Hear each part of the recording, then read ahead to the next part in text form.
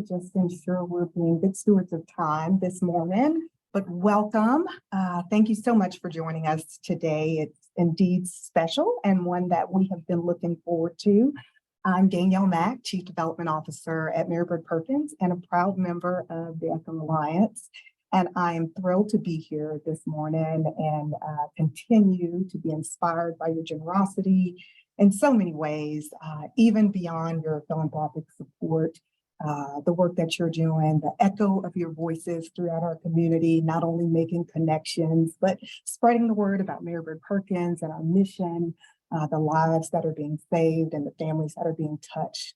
So thank you so much for being here. And yesterday marked the start of Women's History Month and the opportunity to recognize the accomplishments and contributions of many trailblazing women throughout history. And I can proudly say that I am honored to make history alongside each one of you leaders and philanthropists and strong women that are joining us to improve survivorship and lessen the burden of cancer. And in January of last year, in 2022, we launched this very special group of women. And just over a year later, here we are, nearly 170 members strong and growing. And whether you have been with us since day one or you just joined us, thank you for being here. Thank you for leading the way and impacting lives in our community. I salute you and I thank you. And I'm proud of the work that we're accomplishing together. But I know this is just the beginning as we continue to make history. And the ECHO Alliance, at the very heart of it, is a collaborative group of passionate women. Each of you are joining us, and you told us you wanted to create a tangible impact that will move the needle in cancer care. And that is exactly what we've done. What you have helped accomplish in such a short time frame is nothing short of incredible. And our inaugural funding project is really moving the needle. And we're so grateful to have your support in that way. Funding from this group allowed for next generation technology to come right here to Baton Rouge, and it's transforming how women with gynecological cancers are being treated. And it has exceeded our physicians' expectations. Each of you heard some of the updates along the way, and it is really helping to keep Mary Bird Perkins on the forefront of cancer care in the Gulf South. And as evidenced by this project, your $1,000 commitment, your donation, is continuing to make an immense impact. And so today, we look forward to presenting two new innovative projects that will continue to move the needle in cancer care here at Mary Bird Perkins. But first, I would like to invite Dr. Jonas Fontenot, Cancer Center President and CEO, to share remarks with you about his vision and the future of cancer care, and also how the ECHO Alliance and philanthropy are really making Mary Bird Perkins a destination cancer center. So it's my pleasure to turn it over to you, Dr. Fontenot. Thank you, Danielle, and good morning, everybody. I was just checking my my historic calendar before we started the webinar today, and really thinking back to those of you who were present at the time to a meeting among probably a dozen or so folks who are on the webinar today at the City Club in December of 2021 to talk about this concept, to talk about this group and the impact that it can have on the mission of the Cancer Center and its impact on patients and their caregivers throughout our community, and to imagine at the time where we would stand today in terms of engagement and impact would have been really difficult to predict at the time. And so that is all really a tribute to you all in seeing the value of your support, because it is meaningful and makes a significant impact each and every day here at the Cancer Center. We have lofty goals here at the center. That's always been the case.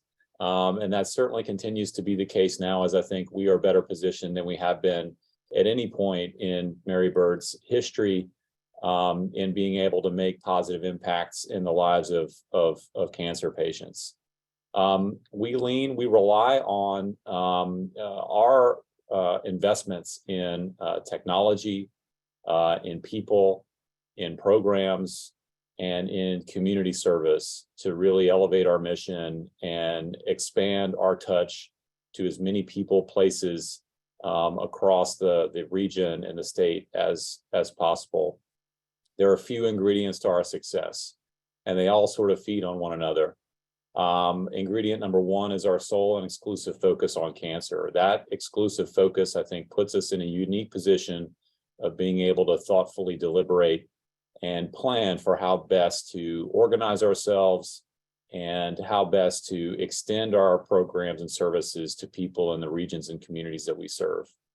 The second major ingredient is having great people. We could have the latest and greatest tools and technologies available to us in the world, but if we don't have the expertise, the experience, the background and the training to use those tools effectively and wisely, then we're not going to make much of an impact.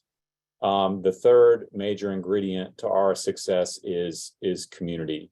And this organization has a 54-year history of community ownership, having been organized by leaders in our community who foresaw a need to access high-quality cancer care throughout our communities, and who were inspired enough themselves to establish what would become Mary Bird Perkins Cancer Center. We continue to rely on that support to enable our team, our doctors, our staff, our caregivers, to enable them with the best tools and resources to improve the level and quality of care we're able to provide to cancer patients. All of those things are synergistic with one another. With our focus, with our environment, and with the tools that we have access to, and the support that we receive in pursuing our mission, we're able to attract and retain great people. You're going to hear from 3 of them today and talking about how your support can help them, help enable them to do their work better tomorrow than the way that they're doing it today.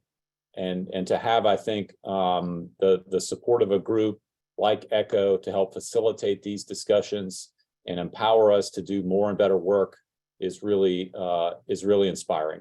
So I want to thank each and every one of you for your support and your participation.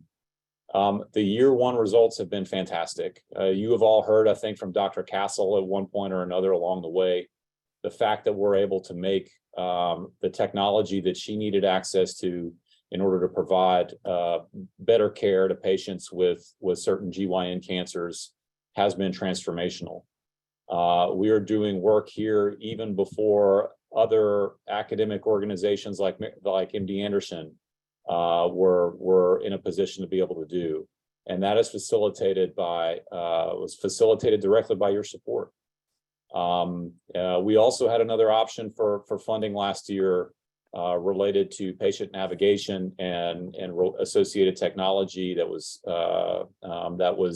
an opportunity for support last year. I'm pleased to let you all know that we've been able to receive additional support outside of these discussions to secure a navigator and software that was requested last year. The point of that, of me pointing that out, is to illustrate the fact that each of these projects that's presented to this group are transformational, are carefully and thoughtfully deliberated, and have the opportunity to make meaningful impacts in how we provide cancer care to patients. So I'm really excited for you guys to hear what's on the menu today. We've got more super high qualified and smart people to talk about their ideas. And I want you all to know that, again, it's people that make our programs and resources successful. And I couldn't be more thrilled to introduce you. I guess Danielle will make the introductions in just a moment, but have you get introduced to 3 spectacular members of our team who I think will similarly inspire you today about what they will be able to do with your support. So with that, I'll turn it back over to Danielle for introductions. Thank you, Dr. Fontenot. We are grateful for your vision, your leadership, and we're excited about what's ahead here at the Cancer Center. And now, for the moment you've all been waiting for, the presentation for this year's funding options. So I invite you to make sure you grab your coffee, get your tea, listen closely, take notes. But you'll hear from three of our incredible team members as they share information on two unique projects that will help propel the Cancer Center forward. And you will have an opportunity to vote on which project resonates with you the most. Later today, we will send out a survey that gives you that opportunity to vote, and the option that receives the most votes will be announced as this year's winner. And please note that there's no wrong answer. These are both exceptional projects that will have measurable impact on patient outcomes. And it is really about what truly resonates with you. Our goal is to continue to find pathways to fund projects that will help ensure patients receive the epitome of cancer care here at Mary Bird Perkins. So if you want to learn more about the project, we definitely invite you to ask some questions. There will be a time for Q&A, but we will wait until both presentations are finished, and I will facilitate those questions. So if you have questions during the program, please send them via the Q&A bar that you'll see at the bottom of your screen. And don't use the general chat section for your questions, just to ensure that we're able to capture all of those, but enter it into the Q&A bar. And then I will review them and we'll be prepared to ask those during the designated Q&A time. So we want to be respectful of your time, and we're aiming to finish as close to 10 a.m. as possible. So it's my pleasure to introduce our first two presenters, Dr. Crystal Kirby, who's a diagnostic imaging physicist here at the Cancer Center, and Dr. Sotirios Statakis, who's our Dr. Charles M. Smith Chief of Physics. So just a little bit about Dr. Kirby. She received her PhD in medical physics from LSU in 2020, but then she completed an imaging physics residency at the Mayo Clinic in 2022, during which she became board certified in magnetic resonance safety. She joined our team just last year, and she is on track to become an ABR board certified team member later this year. And her research interests include MRI, CT, and ultrasound physics. So welcome, Dr. Kirby. And then also Dr. Statakis will be joining Dr. Kirby in this presentation. And he also recently joined our team, and he provides the overall management and oversight of our Cancer Center's physics and dosimetry teams in support of clinical research and our educational activities. His previous research focuses on patient-specific quality assurance, treatment planning techniques, dose calculation algorithms, and linear accelerator quality assurance. That was a mouthful. But Dr. Statakis has 25 years of therapeutic radiologic physics clinical experience, and he has contributed to more than 110 peer-reviewed manuscripts and more than 400 scientific abstracts to national and international conferences. And he supervised over 15 PhD and MSc students. So it's great pleasure that I turn it over to Dr. Kirby and Dr. Statakis to present on the first project. We're so grateful to have their expertise here at the Cancer Center. Dr. Kirby and Dr. Statakis. Thank you for the introduction, Danielle. And thank you all for allowing us the opportunity to present this. This is a project that Dr. Statakis and I are very passionate about. So I'll go ahead and get started. So the title of our project is Novel MRI-Only Radiotherapy Treatment Planning. So each year, more than 17,000 adults over the age of 40 are diagnosed with a primary brain tumor. One of the most common metastases of breast and prostate cancer is actually that in the brain. In addition, kidney and renal cancers affect more than 78,000 adults just in the US each year. The problem is locating and treating these tumors is a pretty challenging task since they're located within the soft tissue. So what we have to do is acquire multiple imaging studies to be able to accurately identify the tumor or tumors, and then use that information from both scans to create highly individualized radiation therapy plans. So now I'll talk a little bit about what our current workflow looks like. So right now the workflow consists of 5 steps. First, the patients come in for a CT scan, and that's followed by an MRI scan, either on the same day or another day, so 2 separate imaging studies. Then registration takes place. And all this means is that we have to make sure that the 2 patient image sets line up well, since the patient can be in a different position for one scan versus another. After that, the physicians and the dosimetrists work together to contour or segment the organs, which allows them to minimize doses to those organs and help lower side effects and avoid radiation dose to healthy tissue that's not the tumor. And finally, radiation therapy planning occurs, where they actually use the CT to help calculate the doses, the MRI to see the tumor, and the registration, segmentation, radiation therapy planning to find the treatment plan that works best for your specific tumor, taking into account what's nearby and the tumor size and shape. The problem is that this is a lot of steps, and it can get drawn out over time. This adds more time and stress to the patient and their caregivers. And also there are logistical issues of transportation and scheduling and possibly even missing appointments, which can delay getting care. However, what if we could reduce or eliminate these issues? Well, that's what we're planning to present today. It's a technique called MRI-only treatment planning, which instead makes the workflow look a little bit more like this. We can cut out 3 of these steps. For the patient, that means that we can eliminate the additional CT appointment that was previously required, so the patients can spend more time at home with their families instead of having to be at the cancer center and driving to appointments. We can also save the additional time that's required from a cancer center standpoint, since image registration and organ segmentation are currently processes that have to be done manually. This means less time waiting for all this stuff to be done, and the treatments will be able to start more quickly. And finally, we are removing sources of error, since each step introduces a possible source of error. So how do we accomplish this? Using artificial intelligence, it's actually possible to use only the MRI scan to generate a CT image set, and this is called a synthetic CT. It works the same way as a regular CT, except you don't actually have to go to the machine and have a CT acquired. This approach eliminates the need for 2 separate scans, which will improve patient satisfaction and speed up the time to start the treatment. In order to do this, we need a few things. First off, our new MRI simulator that we got back in August can take all the images that we need. In order to generate the synthetic CT, however, we require a cutting-edge software with AI capabilities and the high-power hardware needed to run it. Getting this up and running puts Mary Bird Perkins Cancer Center at the front line of imaging and treatment innovation, as we will be one of only a few sites in the US with MRI-only treatment planning and the only site in the entire state of Louisiana. And finally, just to get a look of kind of what this looks like, from one single MR image set, we can get automatically segmented organs, which are those colored lines, and the synthetic CT, which is required for dose calculations. And now I'll hand it off to Dr. Stathakis, our Chief of Physics, to talk a little bit about the automatic segmentation part. Thank you, Crystal, and thank you to Echo Alliance for giving us this opportunity again.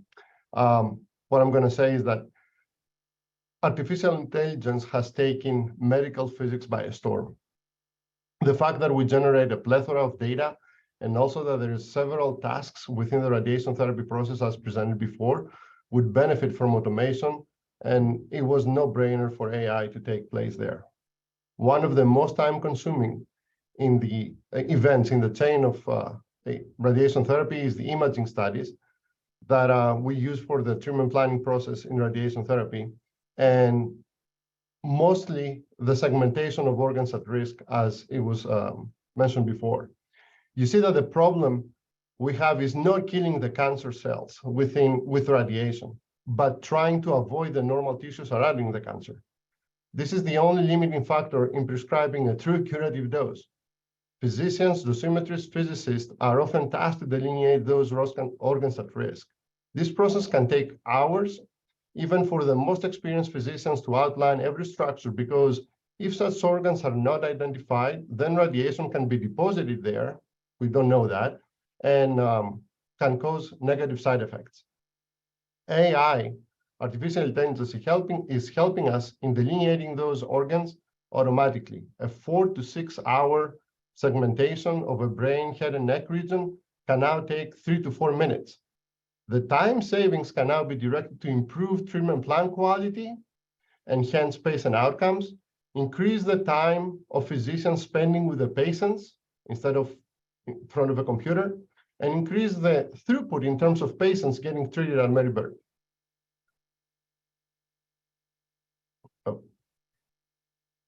With the funding from the Echo Alliance, we'll be able to acquire a system that will help us through the radiation therapy process and eliminate, using automation, the 3 out of the 5 steps as mentioned before. First, our already installed radiation therapy dedicated MRI simulator will generate those images like the ones on the left, which is a pelvis. These images will be exported to the AI, the artificial intelligence system, and as a first step, use models based on thousands of patients before around the world to identify all the critical organs within the images. In this case, the example of the MRI slice is showing the bladder, prostate, seminal vesicles, rectum, femoral heads, and pelvic bones, all done automatically within seconds. It has been shown that this type of automation not only improves efficiency, but adds standardization among different treating physicians on how they contour organs. That means that patients will have the same exceptional radiation therapy plan quality, irrespective of all the other factors in the process. The next step is to create something that does not exist. It is not by magic, but is a fruit of labor. Thousands upon thousands MRI scans of patients worldwide have been correlated to their respective CT images. Computers now take all the information and learn how to create those CT images from these MRIs. The need for these steps is twofold. We need those CTs because we can only use those to accurately calculate a radiation therapy treatment plan. And second, we need those CT images to compare during treatment of the patients. This whole process that would take multiple patient appointments and hours of therapists, physicians, dosimetrists, and physicists to obtain those CT images, to obtain a CT image set with identified organs at risk will be done in minutes and will affect many patients and many Perkins. Without the philanthropy that we will hoping to receive, our MRI-only radiation therapy program will take a long time to materialize. The dedicated funds will be used to effectively treat many patients with brain, primary, and metastatic tumors. Such metastases, as said before, are common for breast and prostate cancers. At the same time, we'll be able to treat patients with cancer in the pelvic region. Like any other innovative and novel program, we will need dedicated researchers to evaluate, improve, and expand the uses of the system. These researchers will come through our collaboration with LSU Graduate School of Medical Physics to assist with the diagnostic imaging and the radiation therapy aspects of this funded program. The funds will be used for a 2-year program, as you see in the timeline at the bottom of the slide. Moreover, the work of this project will benefit our adaptive radiation therapy program that we were starting in late fall. Mary Beth Perkins always strives to be in the forefront of innovation. It is evident from the technologies that are already in place or on the way. State-of-the-art linear accelerators with robotic couches, Gamma Knife for stereotactic radiosurgery, CRAD for surface image-guided radiation therapy, and soon the only MRI linear accelerator in the state, and in a community-based, non-for-profit organization in the world are some of the examples of pioneering radiotherapy. As we make every effort to raise standards of radiation therapy and push our competition to do the same, the funds of this process will make Mary Beth Perkins Cancer Center one of the few in the United States and the world, and the first in Louisiana with an MRI-only radiation therapy program. Thank you.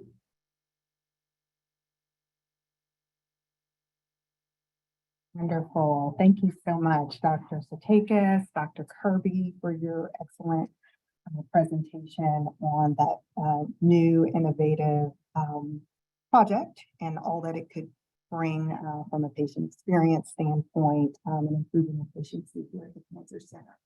And as a general reminder, if you have questions throughout the presentation, don't forget to place those in the Q&A chat, and we will review those right after both presentations have concluded. Our next presenter is Dr. Victor Lin. We welcomed Dr. Lin in late 2022, and he oversees the organization's expanded clinical research program and genetic services clinic for patients across the regions. Dr. Lin is a physician scientist who came to Mary Beth Perkins with an unparalleled breadth and depth of knowledge in the areas of clinical research and precision medicine. We are so happy to have him here at the Cancer Center and everything that he's broad because he is a sought after specialist who's had many, many opportunities to practice at any facility in the country. But it was our focus on the patient-physician relationship that brought him right here to Mary Bird Perkins. So it's with great pleasure that I turn it over to Dr. Lynn for his presentation on the second project. Dr. Lynn? Thank you so much for the kind introduction, Danielle. Hopefully everybody can see my screen. So I'm, as Danielle mentioned, I'm Vic Lynn. I am the Medical Director of Clinical Research and Genetics at Mary Bird Perkins Cancer Center, which means that my purview is shepherding the clinical research and clinical genetics program at Mary Bird. So there was recently some information that hit the news a few months ago that people probably noticed because it fell all over the place, but the American Cancer Society came out with their updated annual statistics and announced that since 1991, the US cancer death rate has fallen by an astonishing third. So 33%, which is absolutely incredible. And you may be wondering, how did this happen? How did this minor miracle happen? Well, you wouldn't be surprised to know that this has largely been driven by the development of better treatments for cancer, as well as better opportunities to detect cancer earlier so we can treat it more effectively, and also optimized prevention strategies to try and prevent cancer from ever happening through programs for enhanced screening, vaccination, smoking cessation, etc. So what do these three things have in common? These have all been driven by the robust participation of patients in cancer clinical trials. So what's the problem in Louisiana? So in Louisiana, there are insufficient cancer clinical trials available to our patients. A lot of this has been tied to the fact that there is no NCI designated cancer center in the state. A lot of press has been written that cancer outcomes are better in places that have access to a matrix cancer center. And unfortunately, the state of Louisiana does not have one. And there are a lot of efforts underway in order to try and change that. But why do cancer centers improve outcomes for patients? I would argue that there's two primary direct effects for the patients. One being access to world experts, two being access to cutting edge clinical trials to allow more opportunities for treatment. So at Mary Bird Perkins, we're actually quite fortunate because we have access to a wide variety of personnel who have all been trained at these NCI designated cancer centers and come with that breadth of expertise. But unfortunately, what we don't have access to is the wide portfolio of cancer clinical trials that these NCI designated centers typically have access to. And the unique state of play in the state of Louisiana is that, unfortunately, even the academic cancer centers in the state don't have as robust a clinical trial program as some of the other more famous centers. So the nearest NCI designated center is in Houston, Texas. It's pretty famous. There's also one to the east where I came from. So, for our patients to access these clinical trials, they have to drive 4 or 5 hours in one direction or 5 or 6 hours in the other direction. And that is not a tenable way to participate in clinical trials. So the result of this is that it's been well publicized that cancer outcomes in the state of Louisiana are among the worst in the nation. And so what do we have the opportunity to do? The opportunity is that Mary Bird Perkins has the opportunity to build the premier cancer trials program in the state of Louisiana to improve access for the patients of the Gulf South. So I was doing some brainstorming, thinking about what the keys to having a successful cancer clinical trials program are. And I came up with this little checklist that you see. I'm a physician scientist by training, so I'm now leading the program. I count my lucky stars every day that we have an experienced operational director in Mandy Ship, who came to us from Pennington Biomedical with decades, literal decades of experience in this. she spent a lot of time rebuilding our operational staff, which consists of data and regulatory staff, as well as the nurse and non-nurse coordinators that actually run these trials. We have access to a building, clinic space, and other infrastructure such as software and cancer registries, as well as partnerships with various other entities that allow us to bring more clinical trials. We have access to a large and diverse patient panel, which is ever increasing because we continue to recruit new doctors with their patient panels to join our cause. And we're developing a robust and evolving clinical trials portfolio, which is important because you'll see that if you go to other places, they list out what trials they have. Many of these trials were opened 6 years ago, are no longer active. And they may not keep up with the times. Cancer research evolves literally every week. And so we have to stay on that forefront. So you'll notice there's one big piece missing here, and that's a dedicated research pharmacist. And so our proposal, so the current state of play is that our consultant pharmacists actually support the research enterprise in addition to conducting their other responsibilities. So that includes managing the compounding and mixing pharmacy in terms of getting chemotherapies ready for our patients to infuse.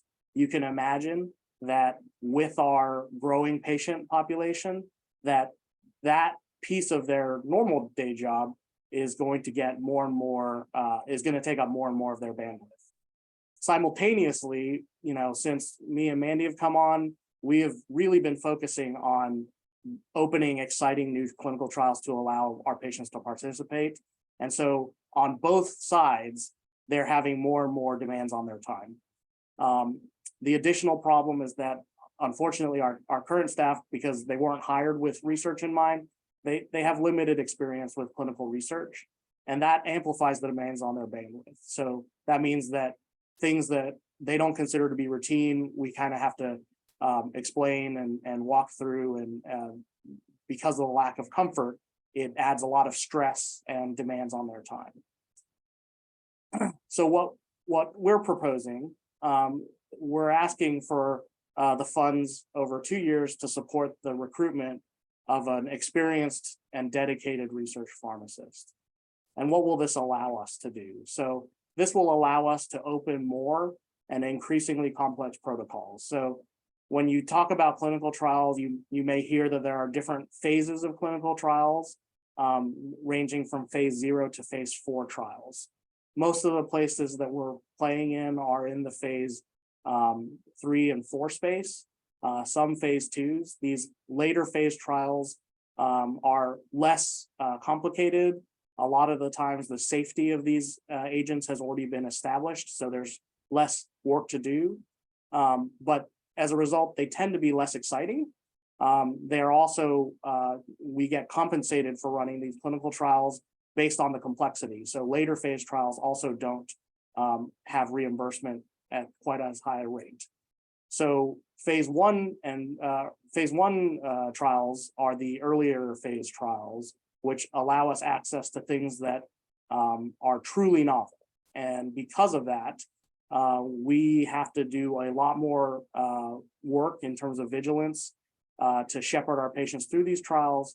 And as a result, because we know that these are more complex to run, industry sponsors will reimburse at a higher rate for these. So because of that, having access to a research pharmacist that will allow us to open these earlier phase studies, we anticipate that as we open those phase 1 studies, this position can eventually become self-funding after the initial term. We just really need the initial seed money to start this up. And unfortunately, we've got a lot of irons in the fire at Mary Bird Perkins. Unfortunately, the funding for this position will not be available to us for several more years without philanthropic support. In addition, this will actually enable our current cohort of pharmacists to focus on meeting the standard of care needs of our growing panel of patients. So we anticipate that we're going to continue to expand. And so, they're going to have more demands on their time from that front. One of the other kind of side consequences of not having these large NCI designated academic centers is that the human resources in the state of Louisiana are limited in terms of folks who are being recruited from being trained elsewhere. And so if we have the opportunity to have a research program at Mary Bird Perkins, having somebody to train up pharmacists and make them more familiar with doing this work will be beneficial for the state as a whole, because now there will be a larger pool of people to draw from. So with that, I'll keep it short and sweet and give control back. Thank you, Dr. Lynn. Another great presentation. Thank you so much for sharing that. But before you completely turn it over, I wanted to ask one question for clarification. Can you share with the group what an NCI designated cancer center? Sorry about that. For some clarification. Throw jargon around. So NCI designated cancer centers, there are, forget the last count, I think it's in the 70 or 80 range of cancer centers that have been supported by the National Cancer Institute by a cancer center support grant or CCSG. And these are centers that have been identified as places that are able through clinical expertise, expertise in term or outreach into the community, as well as research funding in order to kind of get this designation and get additional support from the NCI. And so the state of Louisiana, about over a decade ago, I think at this point, identified this as a need. They created the Louisiana Cancer Research Center, which is trying to attain this designation. Unfortunately, the bar to clear is quite high. And these centers, at minimum, for a clinical cancer center, must have $10 million annually in funding from the NCI, independent of the cancer support grant. And so, because of that extra money, they're able to do a lot of activities, support outreach, run clinical trials with that support. And then, of course, there's procedure that comes with that. But, you know, Jonas and Satiri and I have talked a lot about what does that actually mean, and we're all convinced that, you know, the designation is not quite as important as the activities that are expected of those institutions, and prime among them for us is the cancer clinical trial component. Thank you, Dr. Lynn. Appreciate that clarification. So we're going to get started so we can make sure that we're staying on time. But we're grateful for each of you for your presentations today. And I wanted to just recap quickly the projects, the cost of the projects, and the timeline. So our first project was the novel MRI only radiotherapy treatment planning project presented by Dr. Statakis and Dr. Kirby. And it is a 1-year funding project, but it has a 2-year timeline for completion. That would be an investment of $200,000. So it would be a 1-year project for the Echo Alliance, but it would be completed after 2 years. And the second project, which Dr. Lynn presented to us, Accelerating Cancer Clinical Trials in Louisiana, is actually a 2-year funding project. So we would, our goal would be to raise $400,000 over a 2-year period to fund that project. So now that you've heard both presentations, we welcome your question and your feedback. And we have probably about 15 minutes. So I'm going to start with the questions I've already received, and I'll direct those as appropriate. So one of the first questions we have, Dr. Statakis or Dr. Kirby, if you want to take that one, is where is the radiotherapy treatment being used successfully that you shared with the group, and how long have they been using it? Radiation X-rays were invented in 1896, shortly after we started treating patients since the late 19th century. So it has been used for a while, and it's used to treat anything from superficial cancers throughout the body, deep tissue targets, tumors from head to toe. On a daily basis, new techniques are arising, new technology is invented that helps us to treat better, more efficiently, more effectively. We treat with radiation patients that cannot be resected. Basically, surgery is not an option. Radiation therapy is one of the three legs of cancer treatment, along with surgery, chemotherapy, and radiation. Sometimes all of them are combined. Sometimes 2 out of 3. Radiation is it's one of the arsenals that we have to treat cancer, and we're treating from brain to head and neck, lungs, abdomen, pelvis, extremities, anywhere the cancer is can present, we can treat it with radiation therapy. And in particular, Dr. Statakis, the AI, the new innovative recommendation that you and Dr. Kirby are recommending, that particular innovative technique has been used at which other cancer centers that you're aware of, and how long have they been using that one? The technique that we are proposing, it's not many. The AI, the artificial intelligence of identifying and delineating organs at risk, the kidneys, the bladders, the lungs, the heart, and so on and so forth, has been more and more popular nowadays among radiation therapy departments. It's a time saver. It's an automation that is very welcome by physicians and dosimetrists and physicists. I'm not going to say, I don't have a number of how many places use it, but it starts to become more popular. However, the MRI only aspect of this, it's not very popular. It's very innovative. It just came out. Not too many centers worldwide that I know of are using it. I think we can probably count it in the US with 100 or maybe 2 that are using an MRI only radiation therapy approach. Okay, thank you very much, Dr. Statakis. And the next question is for Dr. Lin. For the clinical trial option, has a specific type of cancer for these trials been defined as you're narrowing your focus? So we actually don't intend to narrow our focus. Our intention is actually to bring trials for everything that our patients at Mary Bird Perkins needs. Now, I think I saw the question about specifically focusing on women's cancers. I think that is important. So to give you an idea, our practice as a whole, I think across sites, I'm looking at the numbers right now, so if I'm looking off screen, that's why.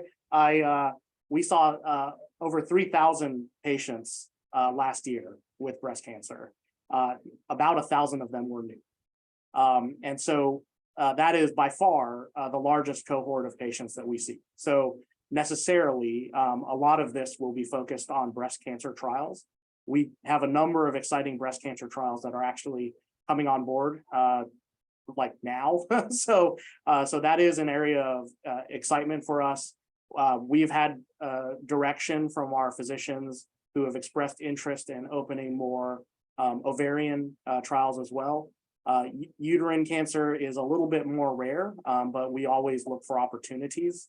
So, a lot of this has to do with what opportunities are presented to us and what makes sense for our patients. So I don't turn down trials that number one, that we can do, and number two, that I think are important for our patients. Thank you so much, Dr. Lin. And just to build on that, I know that there were a couple questions about just as a women's organization, why aren't we just directing focus on projects that just focus on women? And we definitely want to have the opportunity when we're thinking about the mission of the ECHO Alliance to support patients in general that are touched by cancer. So we always make sure that we bring in a diverse level of opportunities to the group to find and not focus on one particular arena, but great question. And thank you. The next question, Dr. Fontenot, I will direct to you. Both of the projects are incredible and seemingly needed. But since the ECHO Alliance will fund only one, are there plans to find a way to fund the other? And I know, and I'll start and then I'll pass it over to you. But in my hat as Chief Development Officer, I will say that we are always identifying new funding opportunities and looking for ways to connect donors to projects that are meaningful to them. So we are always looking for avenues and pathways to fund new projects. But in this particular instance, I will pass it along to Dr. Fontenot on the project that may not be selected this year by the ECHO Alliance.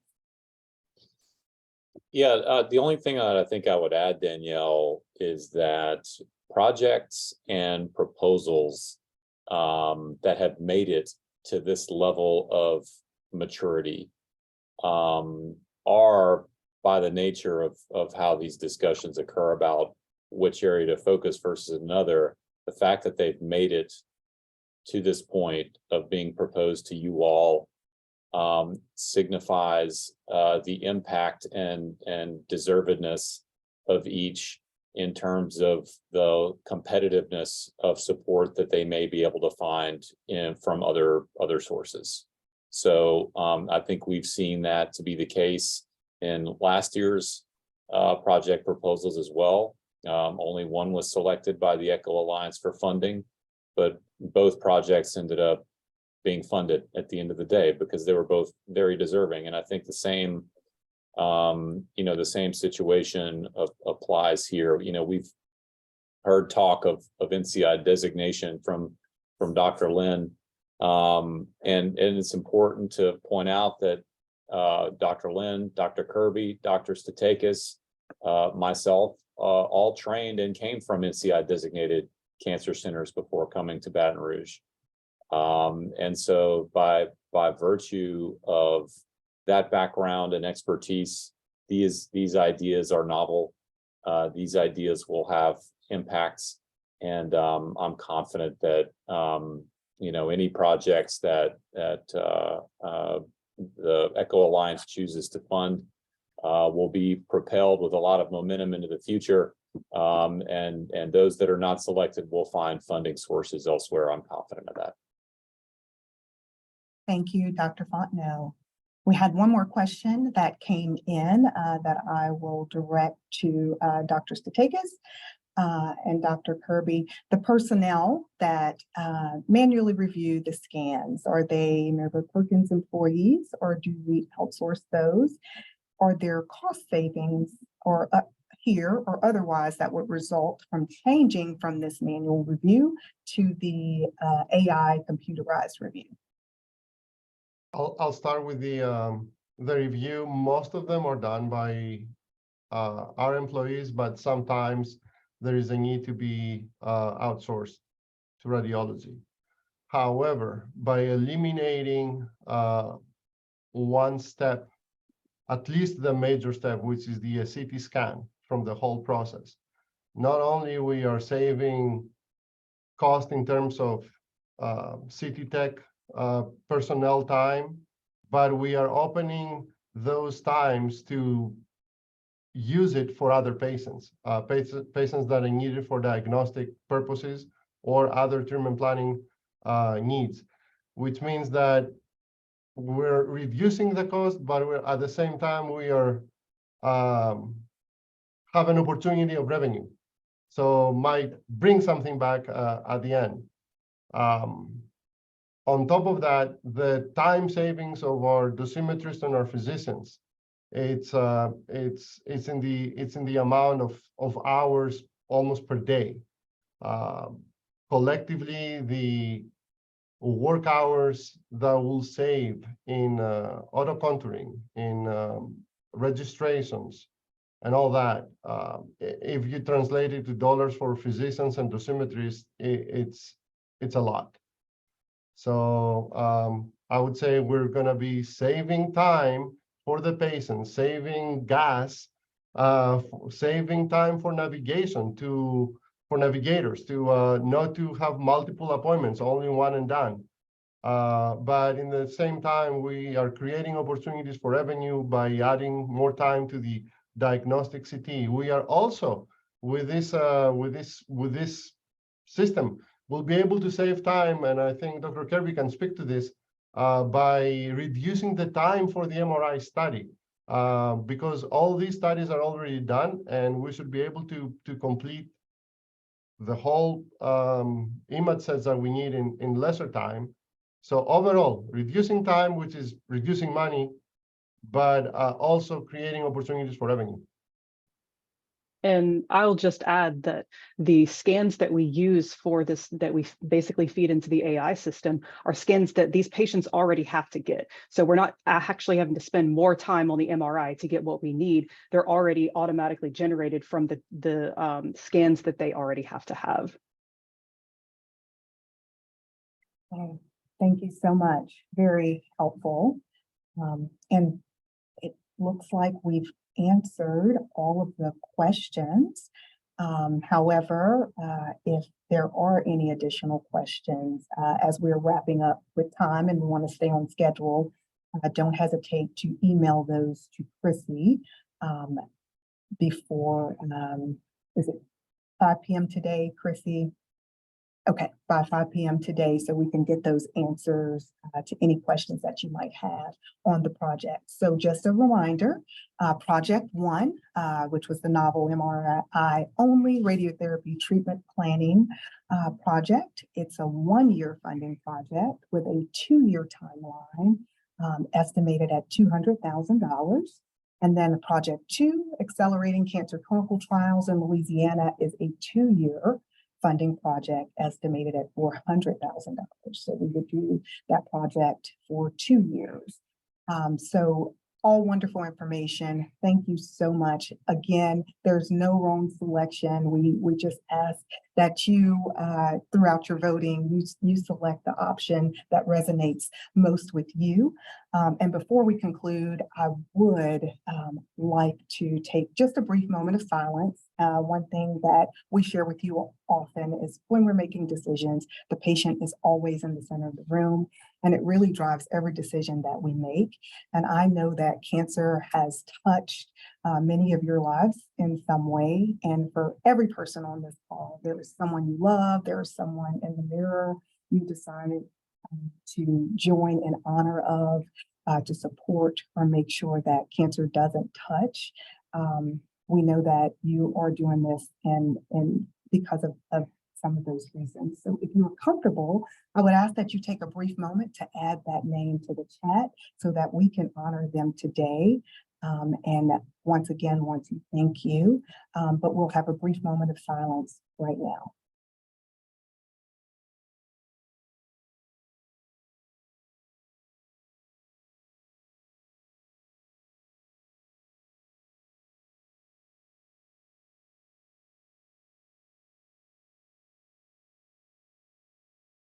Okay, thank you all so much for sharing those names and for pausing briefly to recognize and honor those that we are fighting for. And now I will turn it over to Chrissy Dupuy, who will share next steps and close out our meeting today. Chrissy? Thank you so much, Danielle, and thank you to everyone for participating in the webinar. And of course, very special thanks to our awesome team at Mary Bird Perkins for presenting these amazing projects. We're so excited to see what the ECHO Alliance will continue to accomplish in 2023. So just some kind of housekeeping on how the voting process will work. This afternoon, I will send out an email that will include a survey link where you will be able to vote on which project most resonates with you. Additionally, I will send a synopsis of each project with the recorded webinar from today. And so you will have some time to review the options, consider last minute questions.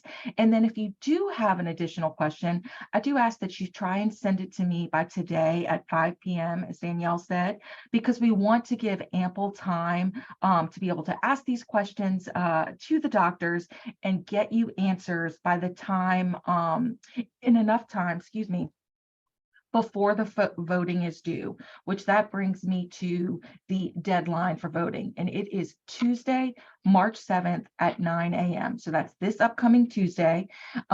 Even all ECHO Alliance members will have the option to vote, even the people who are not able to join us on the webinar today. But all votes will be due by 9 a.m. with no exceptions. So each person will get one vote. And that is the deadline. On March 8th, the following day, if your schedule allows, we will host another webinar where we will announce the winner of the project, and whoever is overseeing that project will be on the call to go into a little bit more detail about what's going to happen next, the plan, and what you can expect over the next several months of implementing that project. So again, those dates are Tuesday, March 7th, which again, I will include in the email at 9 a.m. is when the voting is due. And then on March 8th is when we will host the webinar to announce the results. And I will also follow up with an email that day sharing that information. So really quickly, outside of Mary Bird Perkins moving the needle for cancer care for the ECHO Alliance, which is really the heart and soul of this group, we do try to give you guys some amazing experience through network events, health-related events, professional events, and we have some really great things coming up in the future. On March 21st, we have a luncheon that we will have a presentation from Dr. Mindy Bowie, who is a breast surgical oncologist at Women's Hospital. She has a breadth of knowledge on breast cancer symptoms, what to look for, treatment plans. It's going to be a very informative presentation on March 21st at 11:30. Lunch will be served. That is an opportunity for ECHO Alliance and potential members to attend. So that's our next big event that we're very excited about. And of course, other things are in the works that I will continue to share with you. And as always, if you have any questions at any time, you are welcome to reach out to me. I'm going to put my email address up on the screen. Also, one thing that we're really excited about this year is that we have many women who have reached out to us about sponsoring other women to be in this group. We have a few women already doing this. It's an amazing opportunity for potentially young professionals, up and coming women in the community who may want to be a part of this group. You can sponsor that woman, whether it is a full $1,000 sponsorship or half with a match. If you are interested in doing that, please reach out to me. We're very excited to be including new members this year and would love for the opportunity to be able to offer that opportunity to women in the community. So again, if you're interested in sponsoring someone, if you just know someone who may be interested in participating, or just need any kind of information at all, I am always here to help. So that is my contact information right there. And so I am so excited to say that we are just at about 10 a.m. and we are going to wrap up. Again, be looking for that email from me this afternoon, and at any time, reach out to me with questions. Thank y'all again so much for being here, and thank you again to our presenters today. We look forward to see what's going to happen from the voting. Thanks so much. Yeah.